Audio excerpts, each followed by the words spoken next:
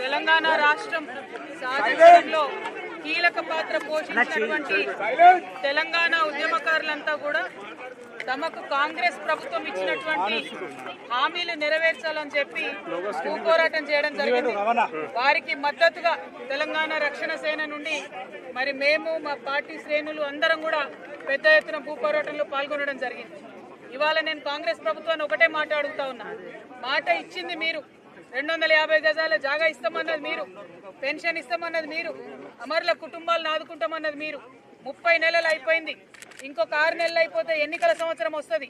అప్పుడు మీరు చెప్పినా మీ మాట వినేవాడు ఉండరు, ఏ ఆఫీసర్ కానీ ఎవరు కానీ.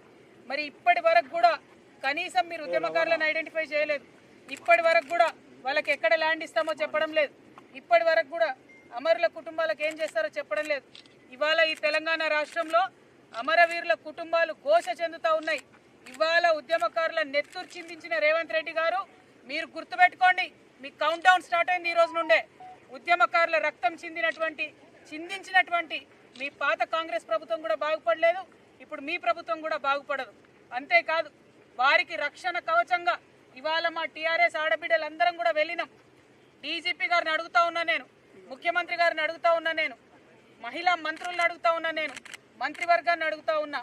ఇవాళ మహిళా కార్యకర్తల పైన, నా పైన ఏ విధంగా పోలీస్ వారి వ్యవహారం ఉందో ఒకసారి చూడండి, వీడియోస్ చూడండి.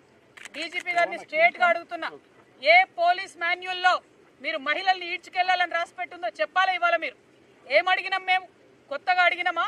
మీరు చెప్పింది అడుగుతా ఉన్నాం. రాజకీయాల్లో మాట ఇచ్చే ముందు ఆలోచించుకోవాలి. దాన్ని మీరు నిలబెట్టుకునే ధైర్యం లేకపోతే మాట ఎందుకు ఇచ్చిండ్రు? ఉద్యమకారులను మోసం చేస్తే చూసుకుంటే ఎట్లా ఊరుకుంటాం? ఖచ్చితంగా నిలదీస్తాం, ఇక ముందు కూడా నిలదీస్తూనే ఉంటాం. ఇవాళ మేము కోరేది ఒకటే, మీరు కేబినెట్ సమావేశం పెట్టుకున్నారు. ఈ కేబినెట్ సమావేశంలో ఉద్యమకారుల విషయానికి మీరు క్లారిటీ ఇవ్వండి. ఎప్పుడు భూమి ఇస్తారో చెప్పండి, వారికి ఎట్లా న్యాయం చేస్తారో చెప్పండి. కానిస్టేబుల్ అభ్యర్థులు ఉన్నారు, వాళ్ళు సెక్రటేరియట్ ముట్టడి చేస్తూ ఉన్నారు, వాళ్ళకి ఎట్లా న్యాయం చేస్తారో చెప్పండి. ఊరికే కేబినెట్ మీటింగ్లు పెట్టుకోవడం, మెట్రోలని, మూసీలని, పెద్ద పెద్ద వాళ్ళ మాటలు మాట్లాడడం, మీరు ఇచ్చిన 6 గ్యారెంటీలు అమలు చేయకపోవడం ఇది కరెక్ట్ కాదు. ఖచ్చితంగా ముఖ్యమంత్రి గారు, కాంగ్రెస్ ప్రభుత్వం ఆన్సర్ చేయాల్సిందే. ఇదంతా ఒక దిక్కు నడుస్తుంటే బీఆర్ఎస్, బీజేపీ, కాంగ్రెస్లో ఉన్నటువంటి ఎవరు కూడా ఉద్యమకారుల అరెస్టును ఖండిస్తలేరు. ఎందుకోసం ఖండించడం లేదు?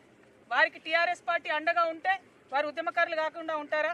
ఇవాళ ఉద్యమకారుల మీద లాఠీలు ఎట్లా విరుగుతాయని అడిగేటటువంటి ధైర్యం ఎందుకు ప్రతిపక్షాలు చేస్తలేవని ఈ సందర్భంగా మేము ప్రశ్నిస్తూ, ఏది ఏమైనా తెలంగాణ ఉద్యమకారుల పక్షాన మేము ఇవాళ మొదటిది ప్రారంభించినాం. ఇది కంటిన్యూ అవుతుంది, వారికి భూములు ఇచ్చేంత వరకు కూడా కంటిన్యూ అవుతుంది.